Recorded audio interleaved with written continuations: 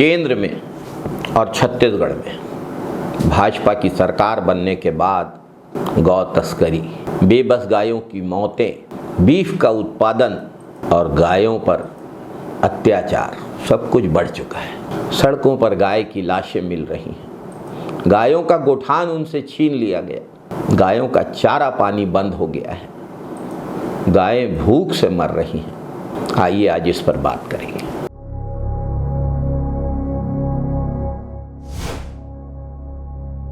नमस्कार साथी।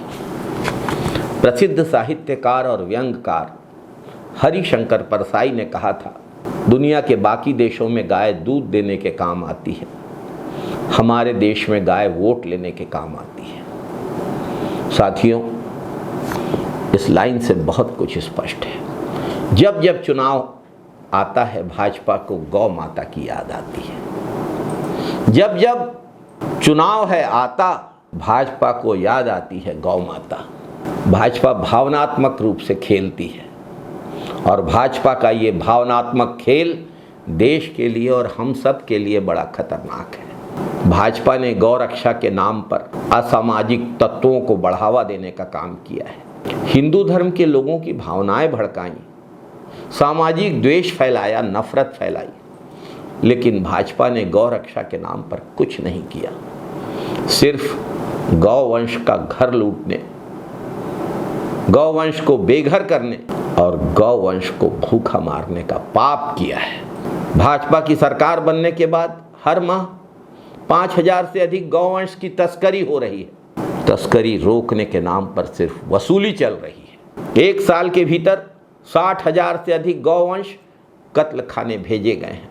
भाजपा की सरकार ने तो विधानसभा में मंडी कानून में संशोधन कर दिया और गौवंश को प्रदेश के बाहर ही नहीं, विदेशों तक पहुंचने की व्यवस्था कर दी है। भारत दुनिया का दूसरा सबसे बड़ा बीफ निर्यातक देश, गौ मांस का निर्यातक देश भाजपा की सरकार में बना है। 2024 में भारत ने लगभग 10.58 लाख टन बीफ निर्यात किया, जिसकी कीमत $3.2 बिलियन होती है। गौ रक्षा के नाम पर चुनाव लड़ने वाली भाजपा, गौ रक्षा के नाम पर नफरत फैलाने वाली भाजपा बीफ कंपनियों से चंदा लेती है और बीफ कंपनियों से चंदा लेने वाली, गौ मांस बेचने वाली कंपनियों से चंदा लेने वाली भाजपा के नेता चुनावी भाषण में गौ भक्ति दिखाते हैं, गौ भक्ति के नाम पर अल्पसंख्यकों को निशाना बनाते हैं।